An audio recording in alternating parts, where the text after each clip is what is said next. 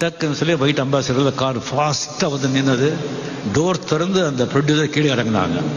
கீழே இறங்கிட்டு எடுத்த உடனே, என்னடா என்ன பெரிய பெரிய பெரிய ஆர்டிஸ்டா, பெரிய ஹீரோவா, உங்களெல்லாம் எத்தனை பேர் பார்த்துருக்கா, ரோட்ல அலையண்டாதீங்கலாம், கேரக்டர் கிடையாது, ஒன்றும் கிடையாது, போடா கார் கொடுங்க.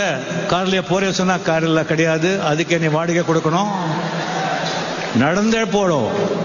இந்த மாதிரி நான் என்ன தப்பு பண்ணேன், இவ்வளவு அவமானப்படுத்தாருன்னு சொல்லிட்டு ஏவிஎம் ஸ்டுடியோல இருந்து அப்படியே நடந்து வர்ற என் மைண்ட்ல எல்லாம் என்ன ஓடுதுன்னா, இதே கோடம்பாக்கம் ரோட்ல ஃபாரின் வண்டி எடுத்துக்கிட்டு கால் மேல கால் போட்டு உக்காந்து இதே ஏவிஎம் ஸ்டுடியோல அதே ஃப்ளோர்ல வந்து போகலன்னு சொன்னா நான் ரஜினிகாந்த்.